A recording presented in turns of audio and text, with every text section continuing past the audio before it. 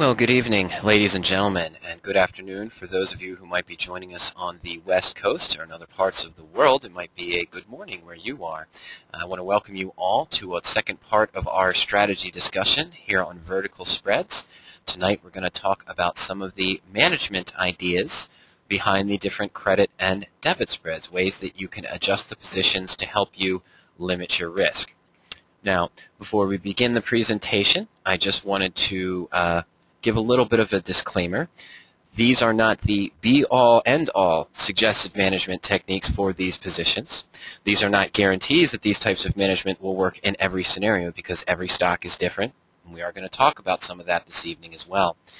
We just want to give you some of the general ideas, the rules of thumb that I have learned over the past 7 to 8 years working with Ernie and Greg Serena and talking with different options investors who use the PowerOptions suite of tools, and also things that are common in the market, common discussions on what to do with a credit or a debit spread when it starts to go against you. Now I want everyone real quick to just take a look at the two graphs we have underneath here.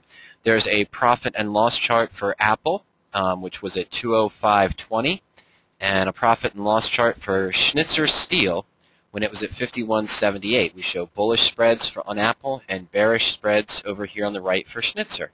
Now this is going to be important because these are the positions that we entered last week during the first part of our discussion on vertical spreads and using the PowerOptions tools to find those trades. And what we're going to look at when we review the analysis techniques, the management techniques for the credit and debit spreads, we're going to look at these two positions which actually worked out pretty good for what we want to discuss. They didn't work out great, but it's going to allow us to really showcase some of the ideas based on what happened with the four positions that we entered.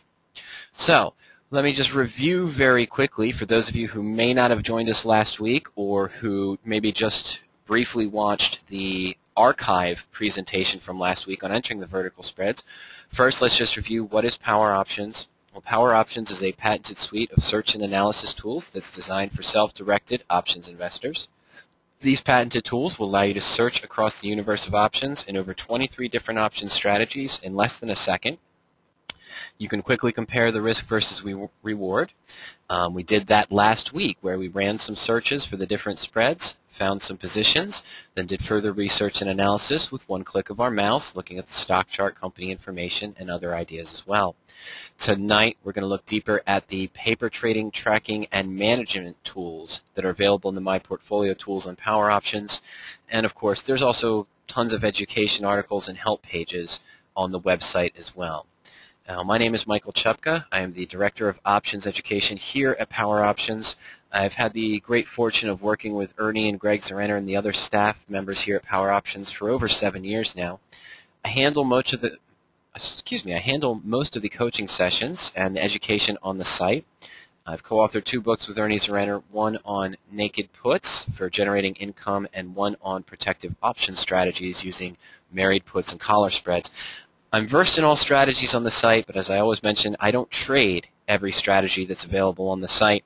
Some of the positions, such as short straddles and short strangles, do not match my personal risk-reward profile. There's too much risk involved. I also don't trade naked calls, of course, but I know how to use the search tools, of course, to identify positions that might match what you're looking for. Okay, let's review a little bit from last weekend. Okay, we're going to talk about the 4 basic vertical spreads. Credit spreads, this is where we sell an option and buy an option, either a call or a put, and we'll generate a net credit. There are 2 types. The bull put credit spread, we'll sell an at or out of the money put, and then buy a deeper out of the money put. Of course, we're neutral to bullish on the position. The bear call credit spread, similar concept. We're going to sell an at or out of the money call, and then buy a deeper out of the money call. We'll receive a credit for this transaction, and of course, we're bearish on the underlying security. The debit spreads, we have the bull call debit spread. Okay, this is a parity trade to our bull put. We talked about that last week. With the bull call debit spread, I'm going to sell an at or in the money call option and buy a deeper in the money call option.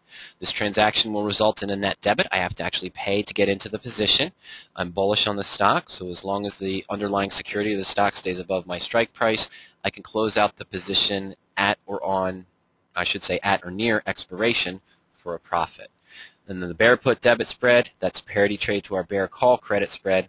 In the bear put debit, I'll sell an at or in the money put and buy a deeper in the money put. Again, I'll pay a debit for this transaction, but as long as the stock stays below our short strike price, the strike price of the put that we sold, we can potentially close the position before expiration or at expiration for full profit. Okay? Let's review generally just the credit spreads. Okay? The credit is received.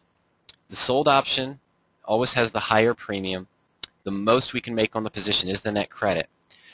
The difference in the strike prices is the maximum loss. What we're going to talk about tonight are some of the ways to try to avoid taking that maximum loss if the stock moves against you. Now, again, your broker may require you to have the full amount on hold in your account, the difference in the strike prices in case you have to cover the position, but they may only require an amount that equals the difference in the strike prices minus your net credit. That's the true maximum risk in a credit spread. Now, the object, of course, in a credit spread is to have both options expire worthless. The bull put credit spread, if the stock remains above our short strike price, both options will expire worthless and we'll keep the net credit. And in the bear call, if the stock remains below our short-term strike price, both options expire worthless and we keep the net credit as well. Okay? So that's just a basic review. Let's talk about our bull put credit spread example that we used last week in part 1 of the vertical spreads presentation. On October 22nd, Apple closed at 205. Using the close prices on October 22nd, last Thursday, we could sell to open the 195 put, okay, it's about 10 points out of the money because it's below the stock price, for $2.44. At the same time, we could buy to open the November 190 put for $1.51. So these were 1 month out in time positions. Now, we'll receive a net credit of 93 cents, the difference between the premium we received for selling the 195 and the cost to buy the 190. So we received a net credit of 93 cents. Our maximum risk was the difference in the strike prices, this 5 points, minus the 93 cents. So the potential return was 22.9%. Okay, and here's a profit and loss chart of our bull put credit spread. The stock was trading up at 205 last week. We sold the 195 put and bought the 190.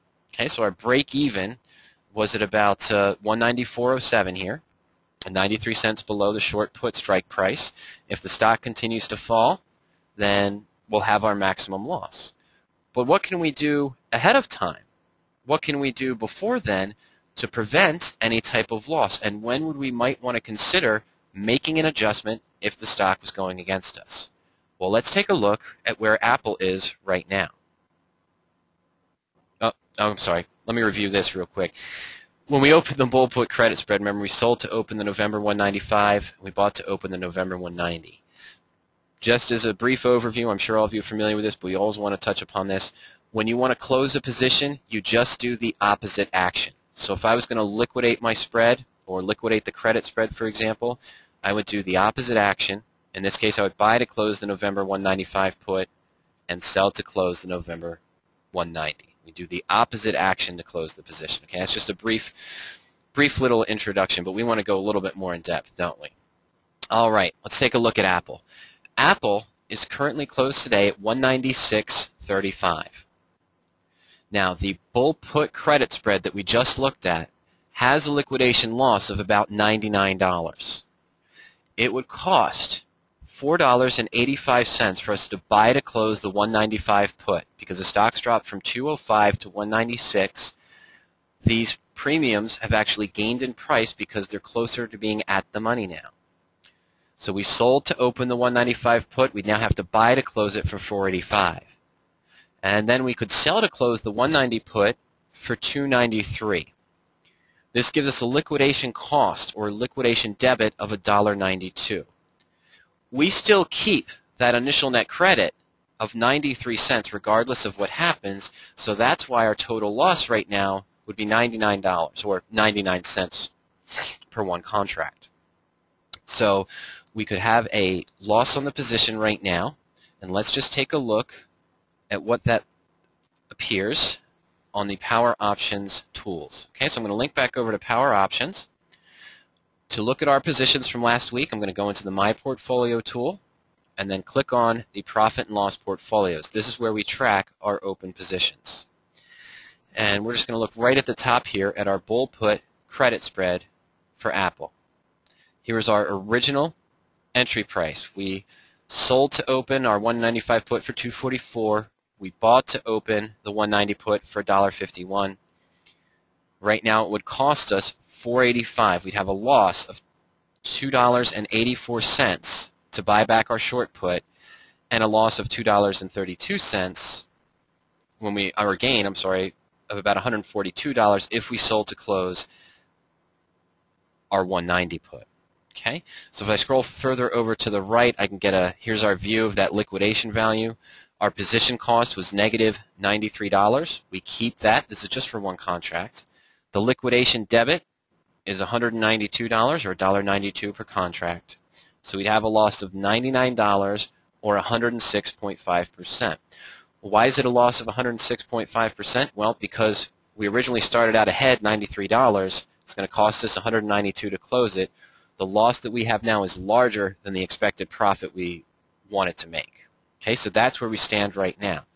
Now, if we hold it to expiration, the stock's currently at 196.35. It's above the 195 strike put. If we hold it to expiration, we could realize the full profit for that spread of $93, or 100% of what we expected to make. Okay, but we have a choice now. We're faced with a dilemma where we have a significant loss on the position right now. And the key is, what can we do to try to avoid getting in these positions? When would we look to manage this? And what are good rules of thumb to avoid a further loss on this position? Okay, well, let's go back. Some of the preemptive management techniques for a credit spread, and right now we're going to focus on the bull put credit spread, but as I go through it, I'm going to mention as well that this also applies to the bear call credit spread. Well, when a bull put credit spread, the one thing I typically don't want to do is I don't want to let the short strike go in the money. Okay? A short strike in this example is our 195 put option. I don't want the stock to drop below 195. Okay?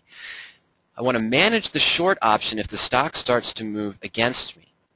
Okay? So I might have the opportunity to adjust the position or buy to close that 195 put as the stock starts to drop. Remember, we're talking about the bull put credit spread here. In the bear call credit spread, I might want to look to maneuver the short call if the stock starts to move up in price.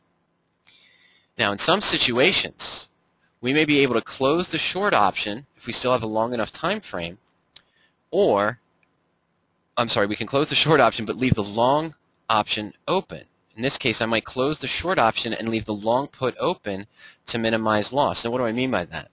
Well, if I still have a couple weeks left to expiration and the stock is going against me, in a credit spread, the long option is going to increase in value as the stock moves against you.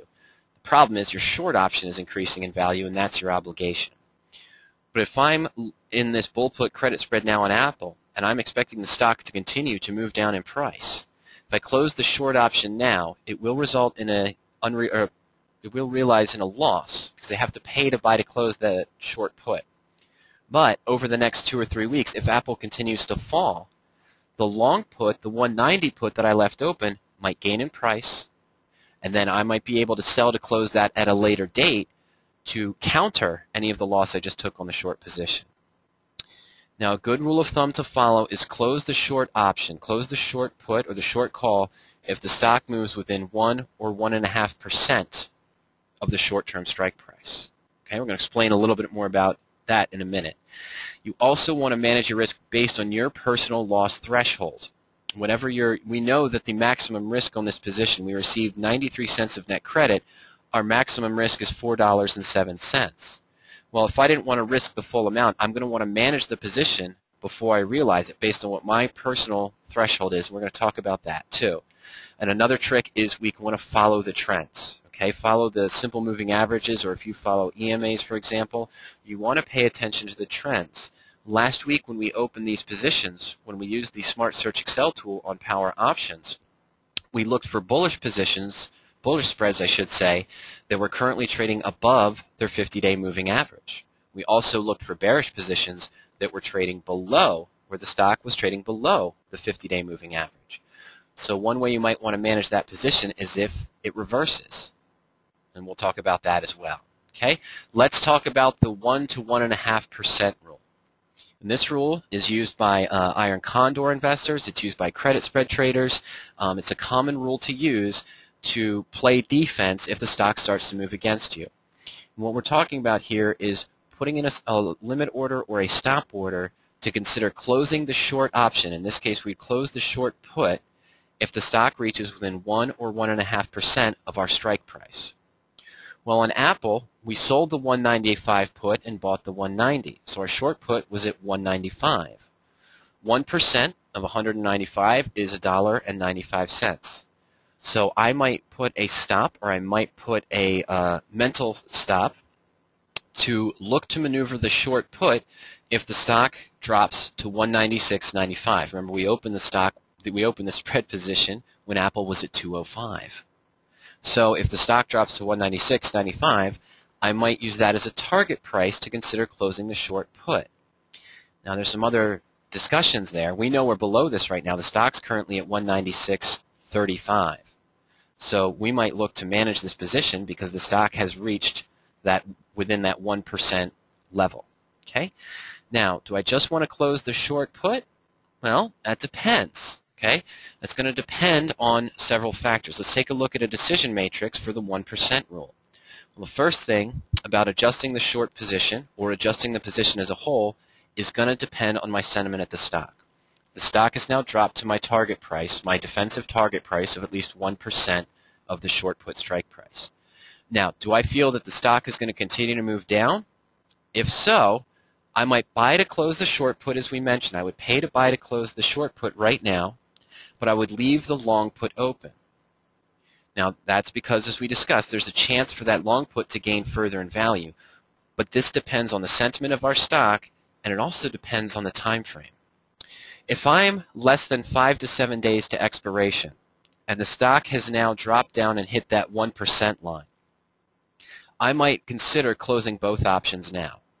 Let's say we're 4 days away from November expiration, and Apple just hit 196.95. It hit that defensive target price.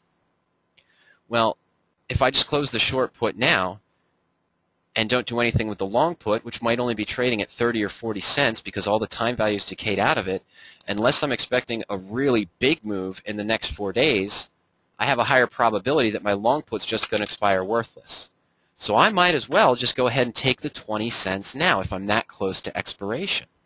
Might as well get what I can for that long put and not speculate on the put dropping another 5, 6, or 7 points in the next 4 days. Again, what does that depend on? It depends on my sentiment on the stock. A lot of this is going to come down to what you feel is going to happen next. What is your future projection of what's going to happen next?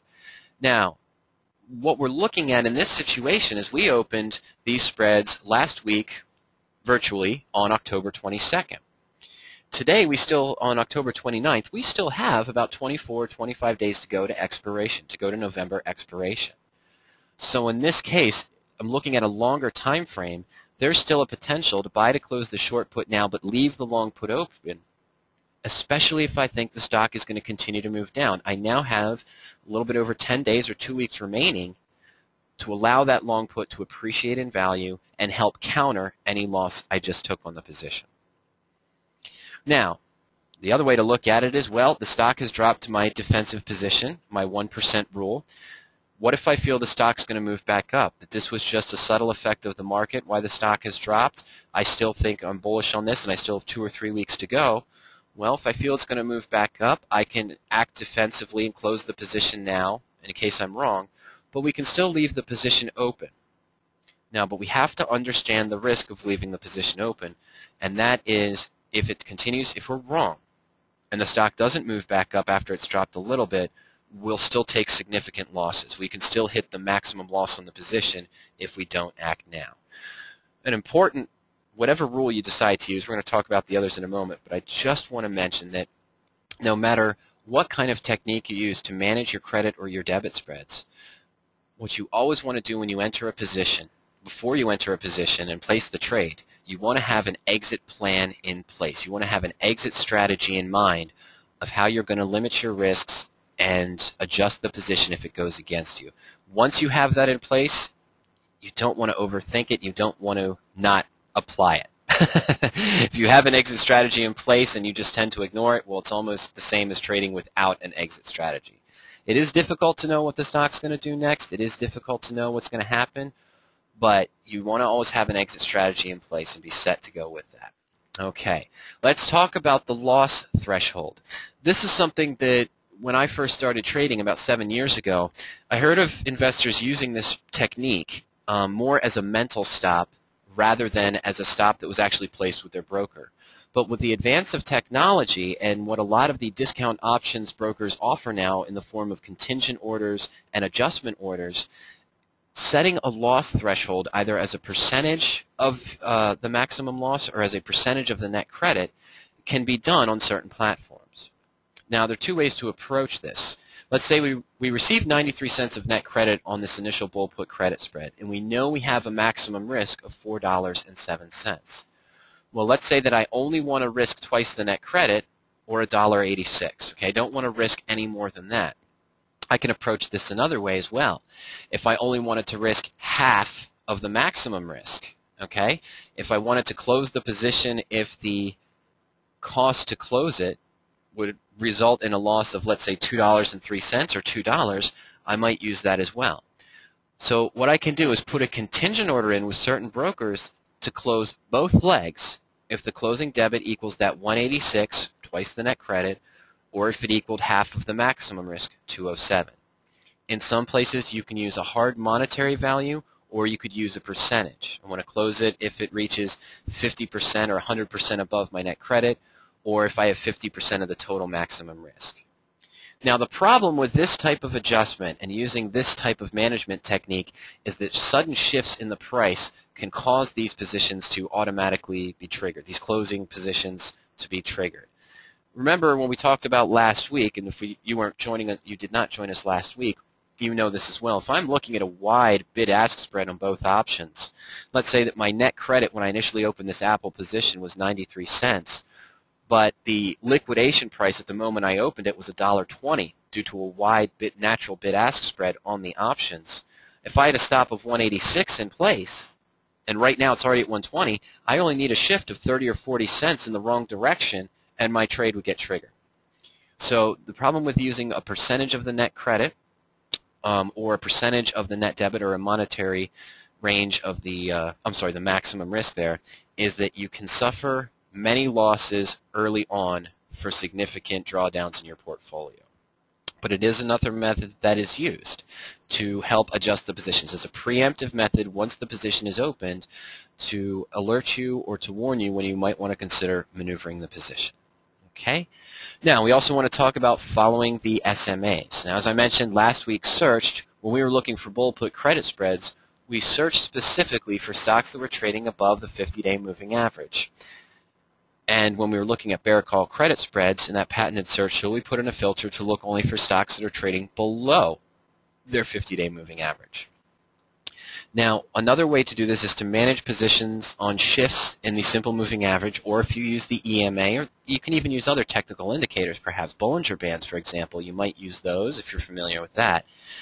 Now, what I might want to consider is in the bull put credit spread, I opened the position when the stock was trading above the 50-day moving average. I might want to consider a defensive position or look to close the short put if the stock drops below the SMA 50. So it's now done the reverse. It was originally above the 50-day moving average, but now it's dropped below the 50-day moving average, so I may look to adjust the position. For a bear call credit, of course, we'll do the opposite. We originally opened the bear call credit when the stock was trading below its 50-day moving average. It was currently in a downtrend. If that reverses and it starts an uptrend, I might want to close the position if the stock rises above the SMA 50. It now turns into a bullish trend.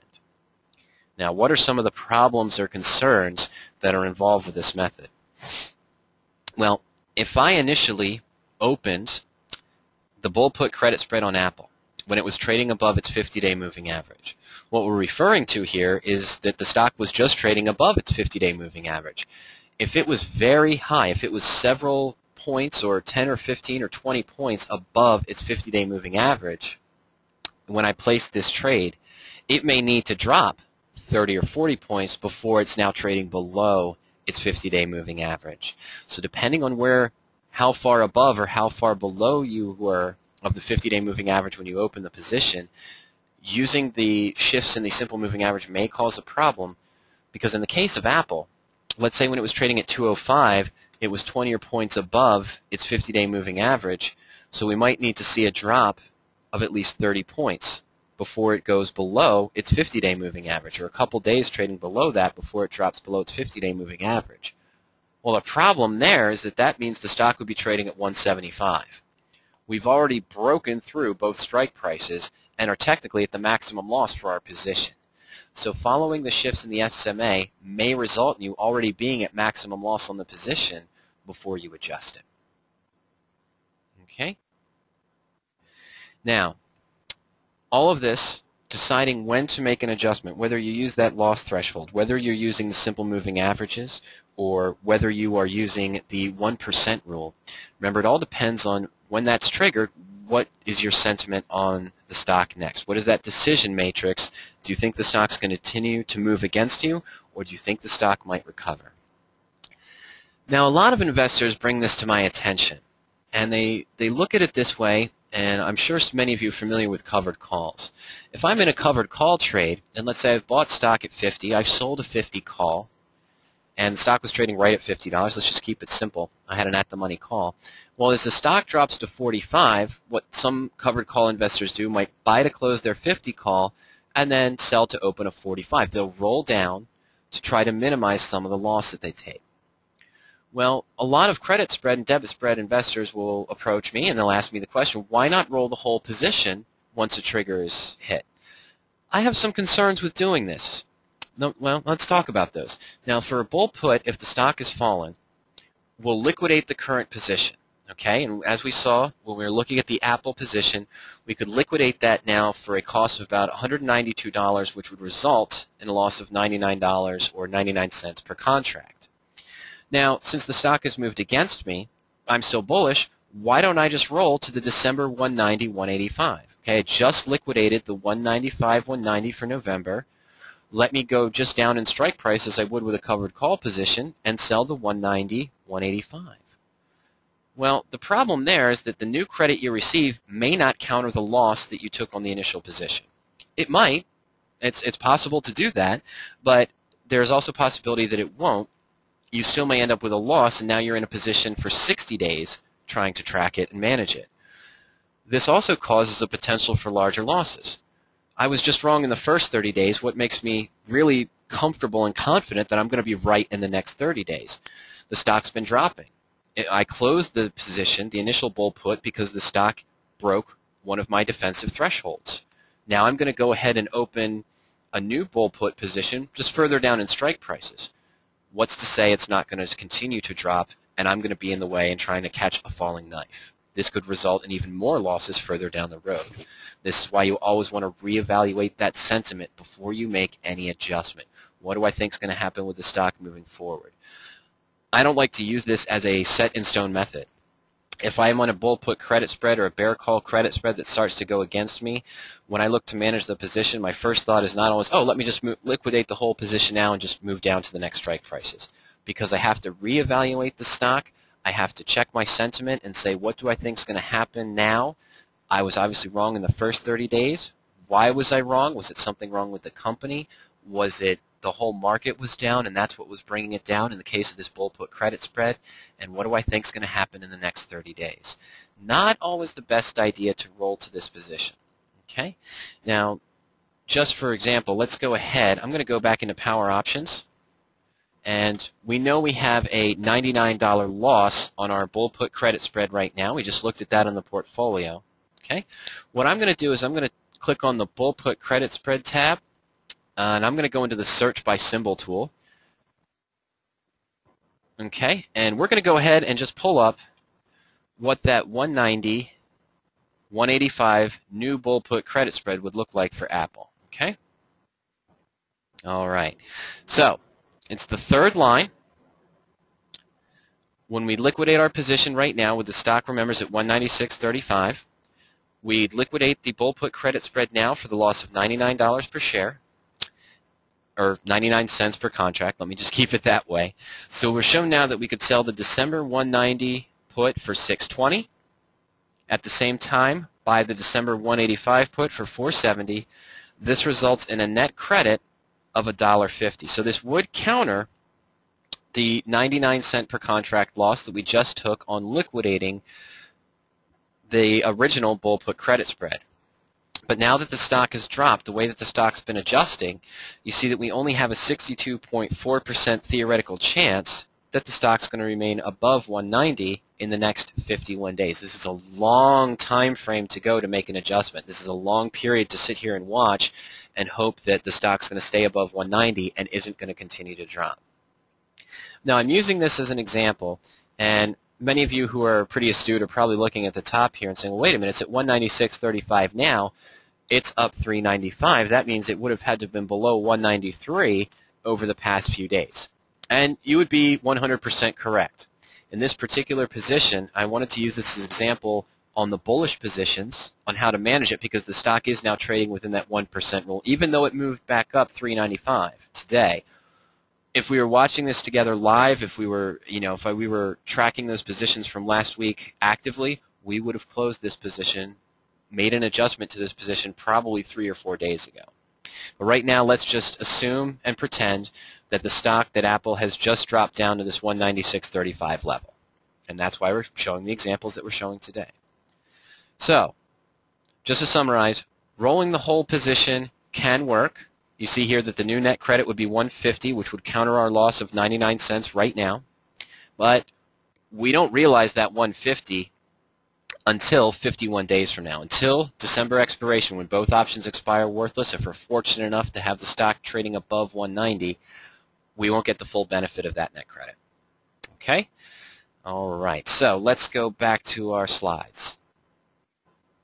And now I'm going to pause, and I'm going to allow, I'm just going to ask if anyone has any questions on some of the issues we just talked about on the credit spreads before we move on to the debit spreads. So you can use that question pod over on the right to ask any questions about what we just looked at and what we just discussed. And then we'll move on and go and talk a little bit about some of the management techniques of the debit spreads.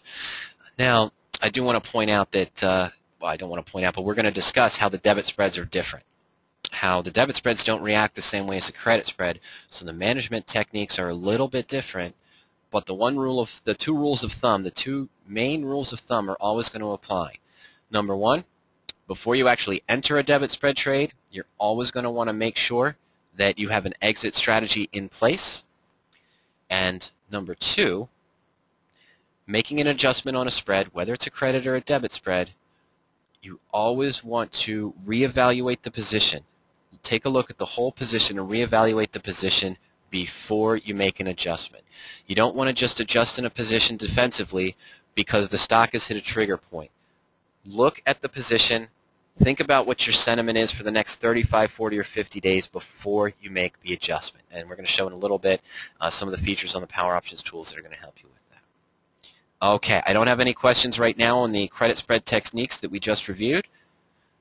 So I am going to go ahead and let's just talk about the debit spreads. Review, very quick. Debit spread, we're still going to use a combination of a short call and a short call and a long call, or a short put and a long put, but we're going to have to pay a debit to enter the position. The debit is the maximum risk when we open the position. Now, the difference in the strike prices of the two positions we used, minus the net debit, that's our maximum profit. We don't have to hold any money in our account because the debit was paid into it, and the max return is only achieved if the options are in the money at expiration. The object is to have both options in the money, whereas before in the credit spreads, we wanted both options to be out of the money. All right, now, defensively, similar position. Remember, we talked about this last week when we discussed parity trades. Okay? The parity trade here for the bull call debit spread is we could sell to open the 195 call at 12.50. This was done last week when the stock was at 205. At the same time, we bought to open the 190 call virtually at 16.75. This resulted in a net debit of $4.25 per contract. Now, the maximum profit would be achieved if the stock's trading above 195, when the stock's trading above our short call strike price at expiration. In that case, we could close both positions. We'd have a maximum profit of 75 cents or a return of 17.6% of that, of our maximum risk. And here's just the profit and loss chart for our Apple bull call debit spread. It looks like the very similar chart to what we were looking at before, and that's because it is a parity trade to that bull put credit spread. All right. Simple review. Closing the position. If we want to close a debit spread, same as we did with the credit spread, we're going to do the opposite action. For our bull call debit spread, we sold to open the November 195 call, and we bought to open the November 190 call. If I'm liquidating the position, I just have to do the opposite actions. In this case, I'm going to buy to close the November 195 call and sell to close the November 190 call. All right? Now, again, we know where Apple is. It's currently at 196.35. We have a liquidation loss of about $115 right now on our debit spread. Okay? We paid a debit originally of $4.25. Right now, we could buy to close the 195 call for $6.30. The call has dropped in price because it's less in the money. We've lost intrinsic value. When we opened the position, the stock was at 205. So the 195 call was 10 points in the money, and the 190 call was 15 points in the money. Now that the stock has dropped, we've lost some intrinsic value. So we're going to buy to close the 195 call at $6.30, and we're going to sell to close the 190 call that's deeper in the money for $9.40. This would result in a liquidation credit. We'd receive a credit of $3.10, but we paid $4.25 originally to open the position, so we'd have a loss of $115 per share. Okay, we'll take a look at that in the tools again. Let's go back to the My Portfolio tools and PowerOptions and go into the profit and loss portfolios. And here we see our debit spread position. Okay. So remember, we opened the position originally by selling to open the 195 at $12.50, buying to open the 190 for $16.75, total debit of $4.25. Right now we could sell to close the 190 for $9.40 and buy to close the 195 call for $6.30.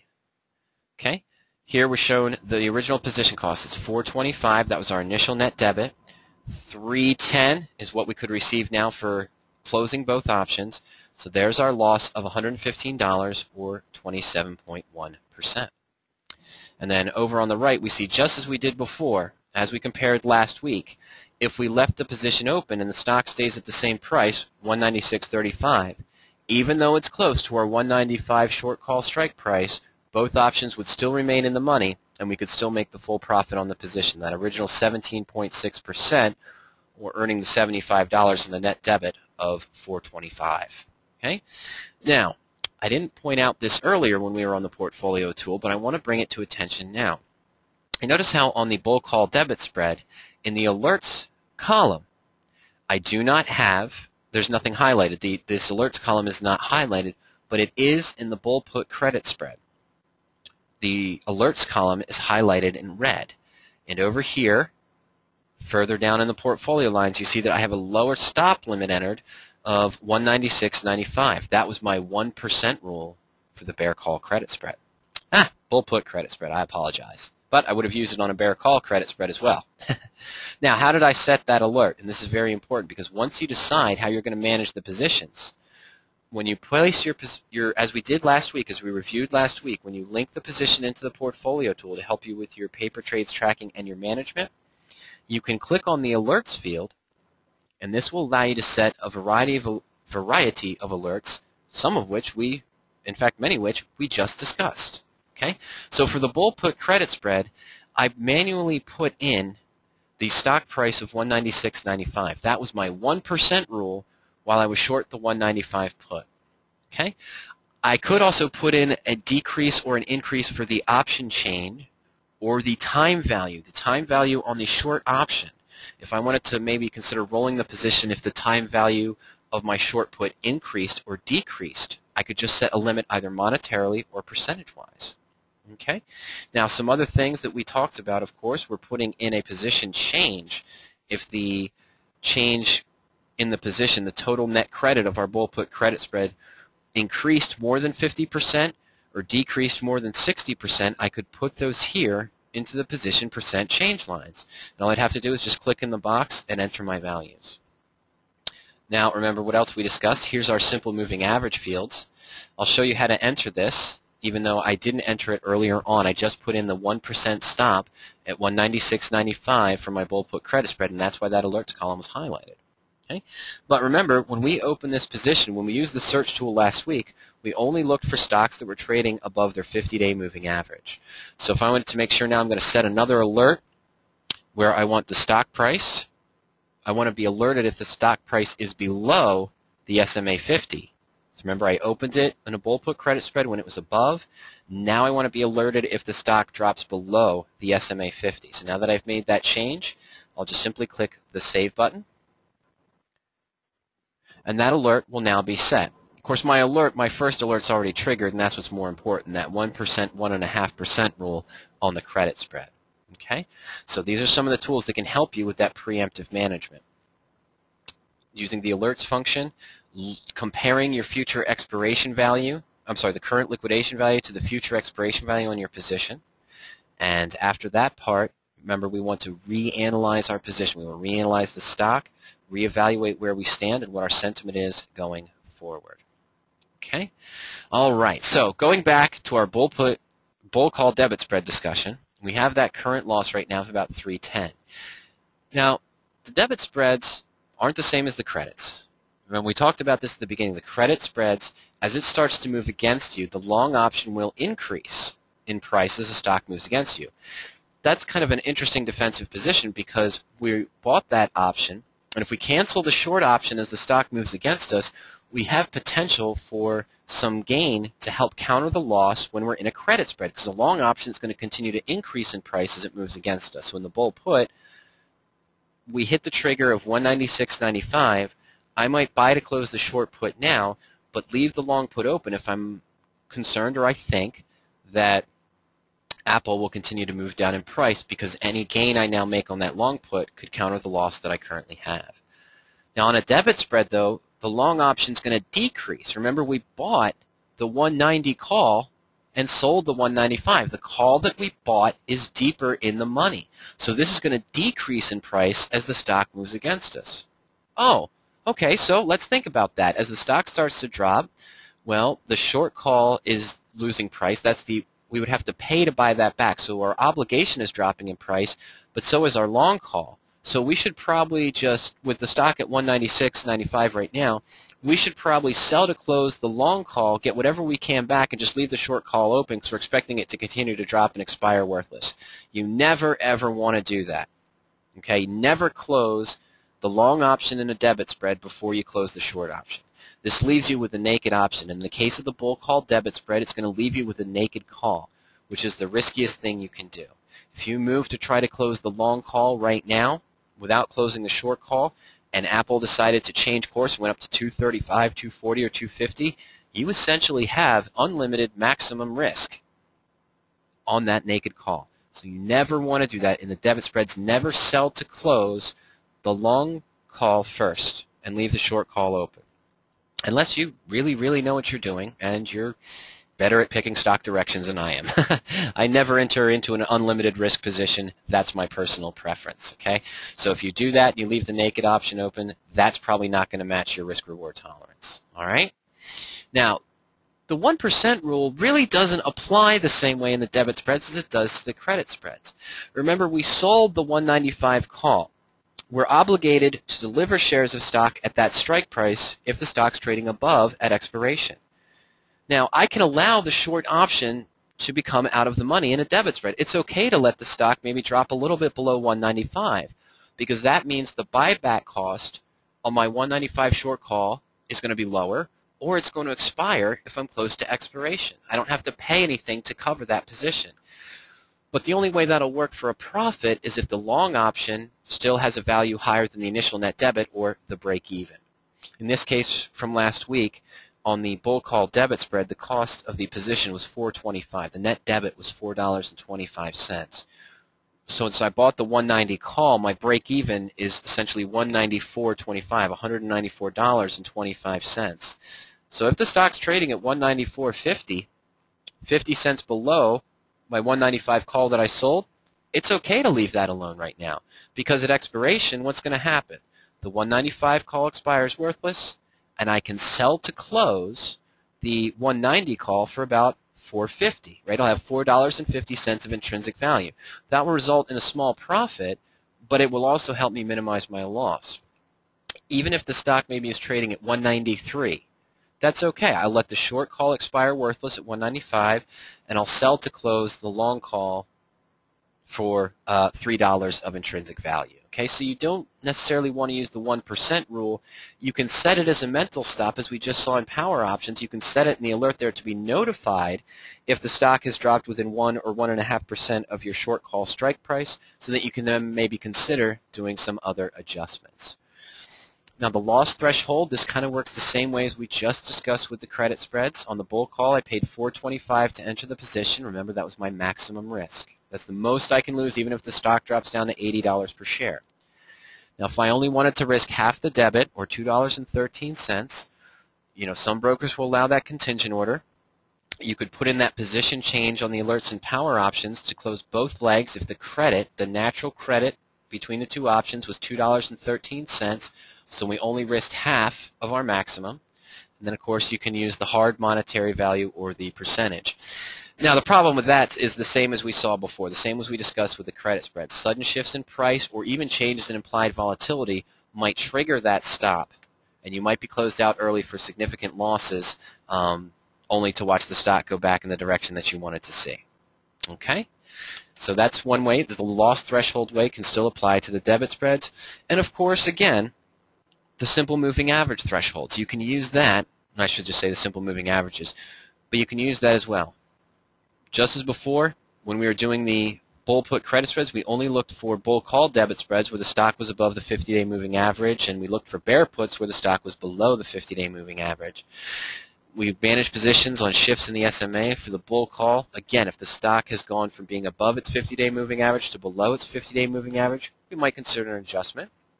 And on the bear put, we can consider closing if the stock's above the SMA, since we opened it when the stock was below the SMA. But again, depending on how far above or how far below you were of the 50-day moving average when you originally opened the position, this can cause problems for you. Okay, this might cause some problems in your account. Okay, rolling to a whole new position with a debit spread, I approach this the same way as I approach the credit spreads. The new potential return may not balance out the loss that we just took to roll or liquidate the first spread that went against us. In this case, since we're paying a debit, we might use the old adage that we're throwing good money after bad. Right? We're throwing more good money after bad money. Bull call debit spread, it has a loss. Let me liquidate the position now for that loss of about $115, and then I'm going to go ahead and open a new debit spread for December where I'm going to sell to open the 190 call and buy to open the 185. Well, I pay another debit to get in. Apple could continue to move against me. I have 51 days, which is a long time frame to watch this position, so that could come back to haunt me. Okay, so I'm not a big fan of rolling to just a whole new spread once one of my thresholds has been triggered, once one of my loss limits has been triggered. You want to reevaluate the position each time before you decide to do that. Okay? Now, some of you might be asking, well, where are the bearish examples? Last week, we entered into a bear call credit spread on Schnitzer Steel, and we also did the parity bear put debit spread on Schnitzer Steel as well. Well, what happened in this case is we wanted to showcase the Apple position because it started to move against us. It's a position that it looks like some of our stops might have been triggered, and we want to potentially look to make some of the adjustments we talked about, closing the short put in this case, or adjusting the debit spread as we saw. But for Schnitzer Steel, this did exactly what we wanted to. The stock performed very bearishly. Now, for successful positions, we have the potential to liquidate early to keep most of the profit. All right, let's take a quick look. Here was our initial bear call credit spread on Schnitzer Steel last week on 10/22 with the stock at 51.78. We sold to open the November 55 call for $1.40. Remember, this is all virtual trades. We didn't actually do this in a real account. It's all virtual. At the same time, we bought to open a 60 call for 50 cents. Now, the total net credit we received was 90 cents. So our maximum risk, remember, it's the difference in the strike prices. We'd hit the maximum risk if the stock was above $60 per share. But the maximum risk is $4.10. Okay, or so we can potentially make 22% profit or 22% return on the position. Here's our profit and loss chart for Schnitzer Steel. Here we sold our 55 strike call, and we bought the 60 call here, received a net credit of 90 cents. Our break even is 55.90. It's right there. Okay, so we want the stock to remain below 55 by November expiration. Okay, well, where is Schnitzer Steel right now? It has dropped to $44.88. It's dropped almost $7 since last week. Okay, this was at the close of today, of course. The bear call credit spread right now has a liquidation gain of $75, or 83.3% of our expected profit. Okay, remember we received a net credit of 90 cents. Right now we could buy to close the 55 call for about 20 cents per share, and sell to close the 60 call for 5 cents per contract. That's 5 cents per contract. So this would give me, I would have to pay a debit to liquidate the position. I have to pay a debit of 15 cents. But my initial net credit was 90 cents. Okay, let's take a look at what that appears like in the portfolio tools there. Okay, and you see here, I have another, my alerts column is highlighted for our bear call credit spread on Schnitzer Steel. As we scroll over, we see that we can currently close the position. Our liquidation value over here on the far right is $15.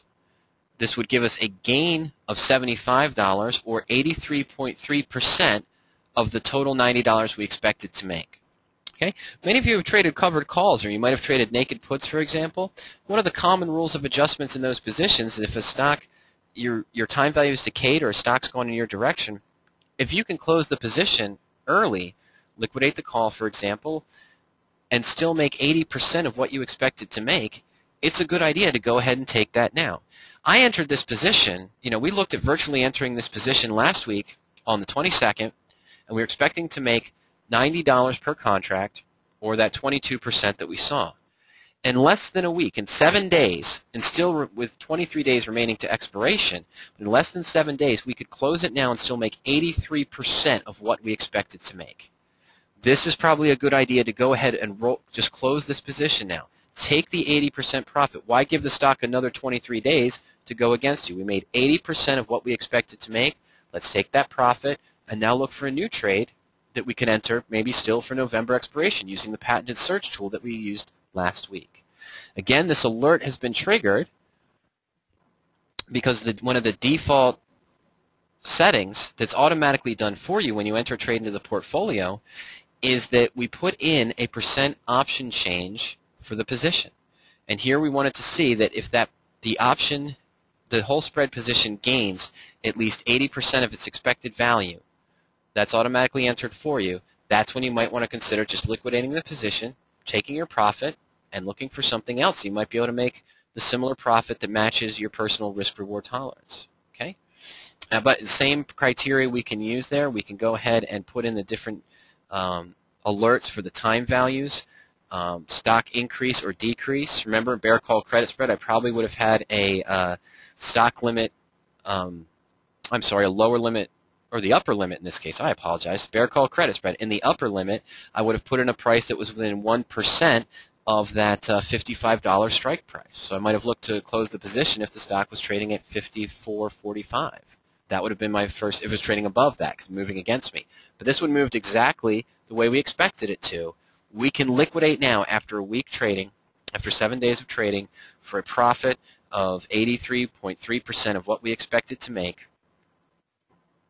and then look to a new position. Okay? Now, the bear put spread is above that as well.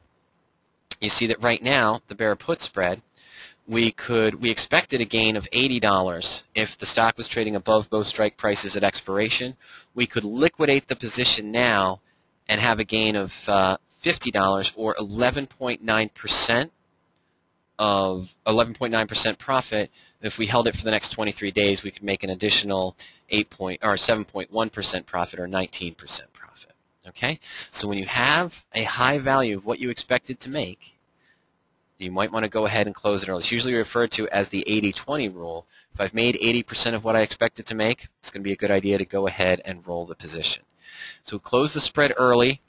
What does this do? It helps you maximize your gains overall. How many of us have had a successful trade where the stock after an event, let's say we're in a bull put credit spread, and the stock came out with good early earnings warning announcement that caused a large rise in the stock price, and we could have liquidated the bull put credit spread for a substantial amount of the profit we expected to make, only to have the stock retrace over the next 2 or 3 weeks to come back to our bull put price, and now we have to wait to see if it drops below the short put strike price or just barely hangs on and stays above it.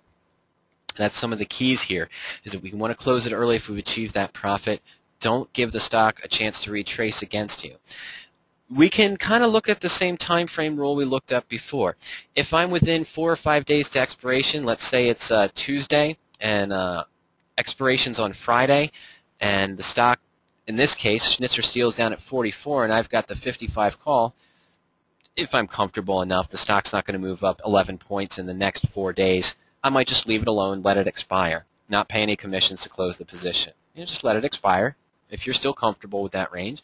Now, but if I still have more than 10 days to expiration, more than 7 days to expiration, I might just want to take the profit now.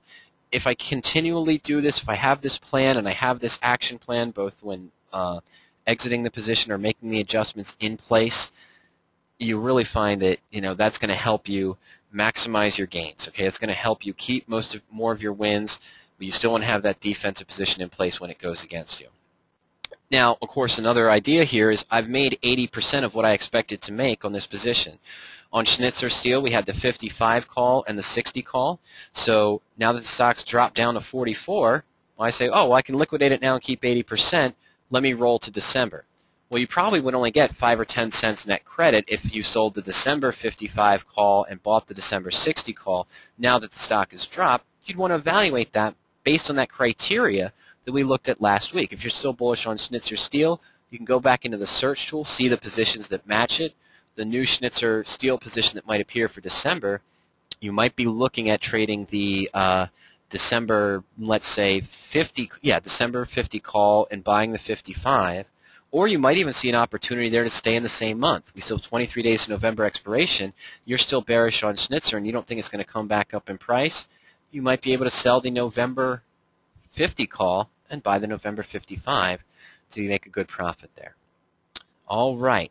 That's basically what we wanted to discuss this evening. We're just about at 7 o'clock.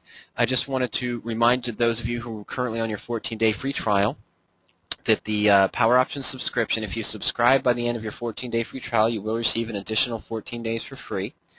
The general subscription, the 20-minute delayed, is $59.95 per month, a discounted rate of $600 per year. We also offer a real-time service, which is $79.90 per month, or a discounted rate of $800 for the year. The historical data is not included in those two packages. You can buy a 3-month subscription to the historical data for $99.95 for 3-month access to the historical tools. And then we also offer a professional level of service, which includes everything in the real time, but with the historical suite of tools included. And that's only $20 above the real time. So it's actually cheaper if you're already on the real time, but you want to upgrade to the historical just to move to the professional level of service. Okay, if you're not ready to be self-directed, of course, we have other services, PowerOptionsApply.com, that's an advisory newsletter service, and also the Fission subscription. This is at RadioactiveTrading.com. You can follow over Kurt Frankenberg's shoulders. He, of course, has developed the radioactive trading methodology that's described in his work, The Blueprint. It's a conservative trading methodology. I did have a question. I believe, Doug, you were talking with Ernie during the presentation, and Doug had mentioned, that we talked about this last week, which is, of course, that was one of the parts of the introduction, and Doug is absolutely right. We talked about on the credit spreads and the debit spreads how, since it's a leveraged position, the risk and reward is often skewed, and if you have 1 or 2 losses in your credit spread portfolio, you could end up wiping out 2 or 3 months of gains. We discussed that last week, and you want to be well aware of the risks before you trade a credit or a debit spread. I'm bringing that up now because the idea behind the efficient subscription and the radioactive trading methodology is what Kurt does is he enters into a unique form of married put, so he's buying stock, but he never has a risk more than single-digit amounts, and then he uses 10 different income methods as a springboard to bulletproof the trade, to pay for the at-risk amount, and then still have unlimited upside profit potential. And you can read more about that at radioactivetrading.com. Okay. I'm still going to be here for a few minutes. If you guys have any questions about some of the things we talked about tonight, go ahead and send them over. Give me a call anytime. You can call us toll-free during market hours. It's 877-992-7971 if you live inside the continental U.S. If you live outside the continental U.S., you can reach us at 302-992-7971. You can also email us at any time to support@powerop.com. And there are contact links at the bottom of every page on the Power Options pages there. Okay? So I hope you guys enjoyed the presentation. John, thanks for joining us tonight. I hope you got some useful information out of it. This presentation will be archived. Most likely it will be available in the Learning Center under the Web Archives section early next week. I would say maybe Monday evening or Tuesday morning of next week perhaps. Okay, so Part 1 is already there. The Vertical Spreads Part 1, that's already there. Part 2, this live presentation we just finished, will be available early next week. Doug, thank you very much for joining us. I hope you got some useful information out of this. All right, ladies and gentlemen, it doesn't look like I have any questions coming in about the content, so I'm going to go ahead and wrap it up. I hope you all have a good evening. Happy preemptive All Hallows Eve, since we were discussing about preemptive management strategies. I hope everyone has a good Halloween weekend. Take care. And just give me a call, send me an email if you have any questions. The archive will be posted in a few days. Have a good night. We'll see you soon. Bye-bye.